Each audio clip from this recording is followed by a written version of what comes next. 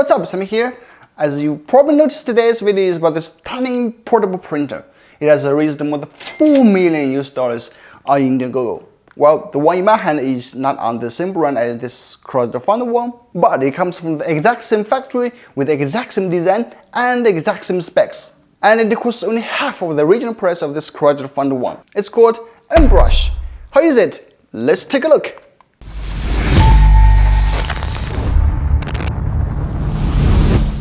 So these are what items you can find in the box. My first impression of the Mbrush printer is it's really lightweight and compact. You can easily put it to a pocket without feeling anything. On top of the printer, there is a start, stop button and the status indicator. You can see there is a Type-C port for charging on one side, and the other side features this transparent lid. You can actually see the PC and ink cartridge slot. The base of the Mbrush can be removed and it's magnetic. There is a QR code and a brush there. We'll get to that later. Well, on the bottom of the printer, there are two rollers for easier sliding when printing on different surfaces, a button to lock or unlock the transparent lid, an optical sensor, and a power button. In order to use the printer, you have to install the ink cartridge first. Just slide the cartridge into the slot, close the lid and lock. You're almost ready to print. To connect to this printer, actually it's not that difficult. Turn on the printer, go to Wi-Fi settings to find Mbrush to connect. Scan the QR code on the lid, you will get access to the website 192.168.44.1. A good thing about this printer is you don't have to download an app to print with Android or iOS. And here we go. This is the dashboard for controlling. You can simply tap Add New button and go to the next page. Here you can add image, text, or your customized fonts. Here we add an image. You can rotate it, zoom in or out, etc. Then we go to Print Preview. You gotta know on the content in this white box can be printed, so sometimes you have to re-edit it. Once you've done that, click Print key. You will notice there is a percentage beside the battery indicator. That means it's transferring the files to the printer. Once successful, you're ready to print. Tap the Start key once on top of the printer and then select in moderate speed. Voila! I know you may have tons of questions about it. Don't worry, let's get to them one by one. First, can it print on any surface?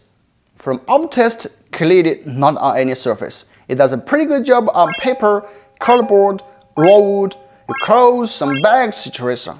Less good on metal, glass, plastic or lead phone cases, ceramics, and the rough hard surface in general, because you have to wait it to dry and it can be wiped out easily. Not good on your skin. We tried several times, but still cannot get it right, even with this tattoo print holder. Second question you might have is how complex the prints it can handle. Well, that's a good question, because the first time I got this thing, I just can't wait to print my daughter's photo out, and here's what I got. Clearly, this printer does a good job on simple stuff like logos, emojis, and texts. That's perfect.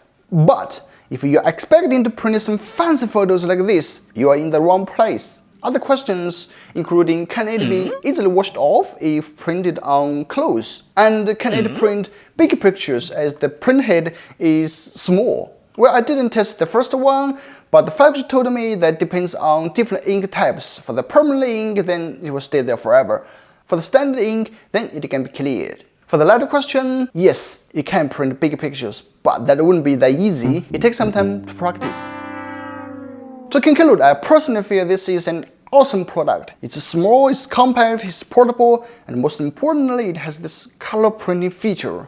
Basically, you can print anywhere and anytime. Of course, it's not for everyone, especially for those professionals or have a high demand on printing, like those who want to print photos. This isn't the product for you. But if you just want to print some logos on some places to make your things unique, or if you're a student want to print some class notes on your paper, or you are labeling some cards to teach your kids, it's definitely worth trying out.